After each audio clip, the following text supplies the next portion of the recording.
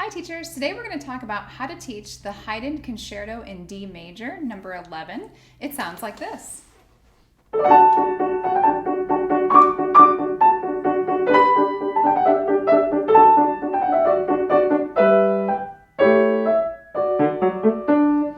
And on from there. I'm specifically talking about the first movement today.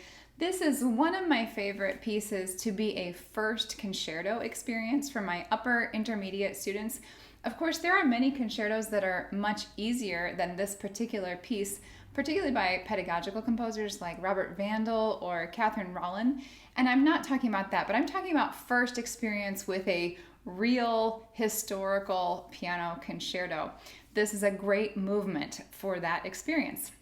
My friend Andrea Miller at Music Studio Startup asked me this question if I would come chat with her and some other teachers about teaching concerti or concertos, either plural works according to our dictionary. So if I come talk about teaching concerti to pre-college students, and this is one that I have taught multiple times and is a great go-to. I love this piece. It's a great example of what a classical era concerto could sound like. I read somewhere that Haydn may have already met Mozart and been exposed to his works like this when he wrote this piece.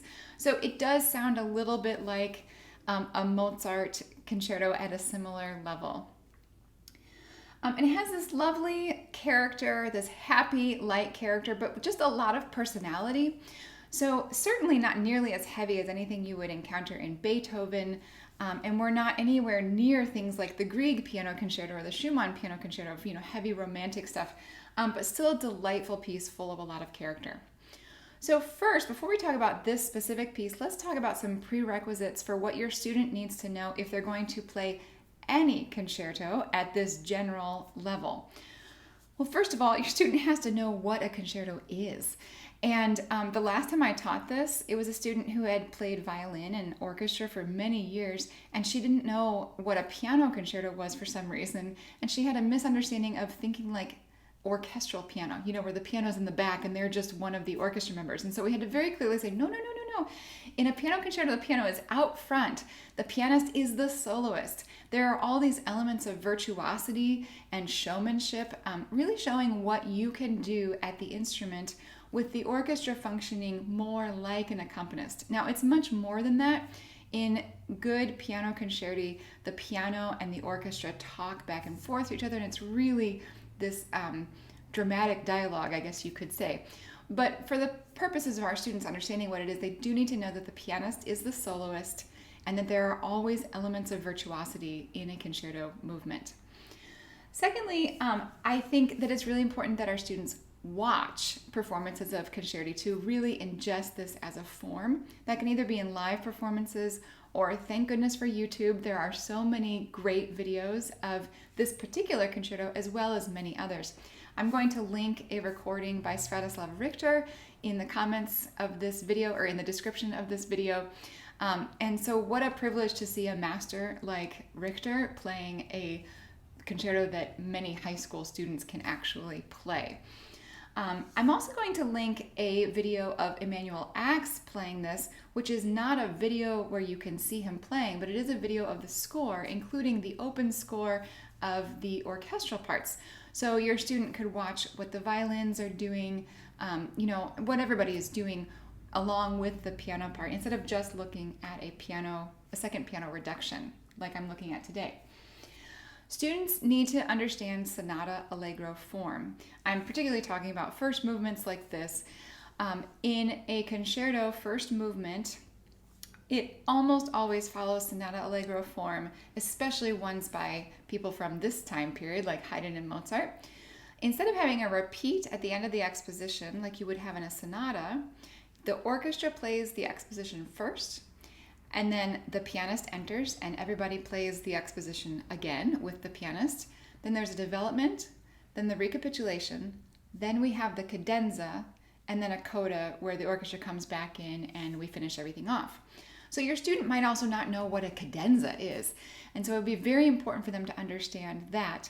Cadenza is a time of free improvisatory playing based on the themes from the movement. At the time that this was written, the performer may have actually improvised in the moment, or certainly would have composed his or her own cadenza. Now today, many people play standard composed cadenzas, and or they might even compose their own. Hardly anyone that I know is improvising in the moment on the stage. We have lost a little bit of that ability in the classical music world. But even within the body of the concerto prior to the cadenza, there are always, in this time period, some feelings of improvisatory things, and we'll talk about that a little bit later. Now for this particular piece, right now I'm looking at the old Schirmer edition, which is edited by Rudolf Ganz. Little side note, Rudolf Ganz taught for many, many years at what is now called the Chicago College of Performing Arts at Roosevelt University, and that's where I got my master's degree. So I spent all of my lessons in the Rudolf Ganz studio, which is a gem of a room, and yeah, we can talk about that later. But Rudolf Ganz lived in the early 20th century, so his editing is definitely more romanticized, and I actually don't like his cadenza in this edition. I prefer the cadenza that's written by Bruno Hinze Reinhold, which is in the Peters edition. And I believe you can actually purchase just that cadenza with maybe one more. I'm going to look after I make this video, see if I can find a link for that. But you might want to look at the Peters edition too. Now, you certainly can use an Urtext edition of this piece. I have done that with students in the past. I actually just find that for the purposes that I'm going to use this piece for, having just a plain old edited version in the 2-piano score, I think is slightly more helpful for students. There are some places where some octaves are filled out, which I think is appropriate for the style and time, and there are dynamics written in. As long as your student understands that most of those dynamics were not written by Haydn, and as long as you're giving your student classical era experiences in an Urtext edition, such as their sonata movements that they're playing, then I think it's there for them to understand that this is edited. Partly the reason I would use an edited version for this is simply the length of the piece. If you were going to decide all the dynamics, there would be so many to decide. And if this is a first concerto experience, I just want to help my students along a little bit more with that while having the conversation about what Haydn actually wrote and what he might not have actually written. More prerequisites. Your student also needs to be able to play in ensemble. If your student is a band or orchestra member, they probably are decent at this, but they're probably used to following a conductor and being held to that. So I would strongly recommend that your students do plenty of piano duet playing, one piano, four hands, either with you or with their peers or with some family members. Because as soon as you do one piano, four hand music, each person sitting on the bench has to figure out who is leading at this time, who is following. Students have to learn how to cue each other, how to breathe together, all those ensemble skills, and that's going to transfer directly to playing concerto, either with another pianist playing the second part, or if they have the amazing opportunity to play with orchestra. And then lastly, this should go without saying, but I think it's worth literally saying, your student needs to be able to hold a steady tempo to play a concerto. And that's partly why I like to start with something like Haydn or an easy Mozart, because in general in this time period, with the exception of the cadenza, everything's just going to hold together in a very steady tempo. And your student needs to be able to do that on their own because they can't possibly interact with another pianist or an orchestra if they just can't hold that tempo themselves. If your student is able to do that but struggles in a few parts of this, then of course you're just going to want to work with them, work with the metronome, work with playing the accompaniment with them so that they really get used to exactly what tempo they're going to take and holding that all the way through. Again, with the exception of the cadenza. Okay, so that's all our prerequisites. Let's talk about what you need for this particular piece. We're in D major. There are loads of D major scales as well as scales from closely related keys like A major, the secondary dominant E major, as well as B minor. The development of this piece begins in B minor.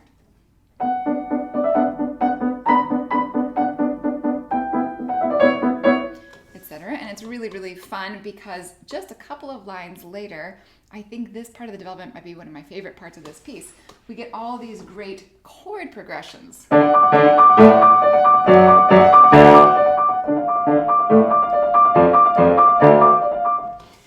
So you want your students to understand chords in the key of D major and related keys, as well as have some ability in playing octaves. Most concerti have significant amounts of octaves in them. Obviously, Haydn is a little bit safer than something like Grieg, but there are still quite a few octaves in here. So I'm not going to talk about octave technique, but just to say, don't let your student land in a claw hand, a completely constricted state. You want to work on relaxed octave technique. And then the way to practice this part, I think, requires a lot of blocking so that your student understands how the harmonic motion flows.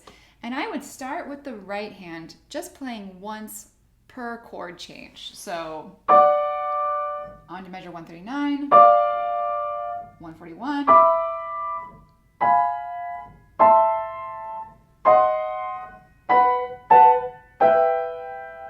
etc. from there. And then once you've got that and they can get around those triad inversions and octave chords, then you can add the left hand to that. And again, just play once per chord change, but include all the left hand notes.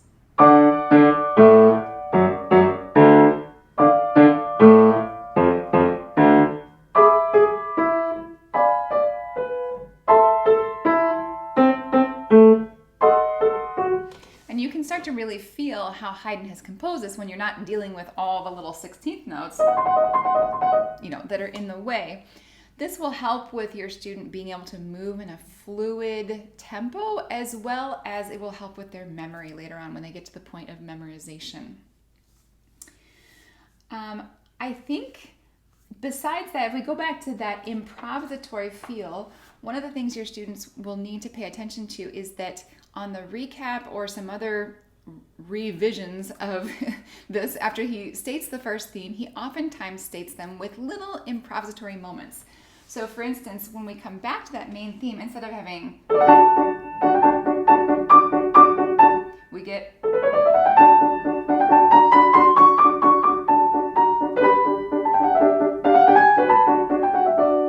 so you see there's extra half steps thrown in there, and your student's going to want to really know what the difference is between the first time that I play this versus in the recap when I play it, and to really enjoy those half steps, the funky notes that are thrown in there, and that improvisatory feel. Probably my other favorite moment of this piece, I know I already said what my favorite moments were, but I really enjoy what I think is the second theme, which happens at measure 91. I'm going to start right before that. So I've been really happy, totally classical, and then we get this syncopation in minor.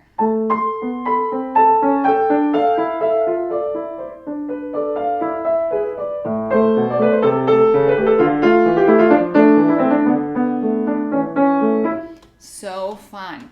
Now, for some reason, my students, whenever we've learned this, always are resistant to lifting off of the first note in the right hand to then drop into the second one, but that's what you must do in order to get the syncopation. So right there at 91, you have to play the A short so that you can land on the C natural. Same thing in 94, you don't have a downbeat, you just land on the one and, the C natural. But it's really helpful to use that slight lift right here and then drop. So we have three voices moving here, and I would say work on, different pairings of those, maybe just the top and the bottom. Or you could try that middle voice. It's not very interesting, but it's helpful to know that it lines up with the right hand's rhythm. You can do lots of different things, but make sure your student understands the syncopation there, and then that contrary motion of the bottom and the top coming in on each other. All right, that's just a few little tiny things about this piece in particular. I hope you'll check out my blog post that has to do with teaching concerti in general. I will link that in the video description. I wish you all the best in your teaching, and please subscribe to my YouTube channel and hit the like button if this has been helpful for you. Thank you.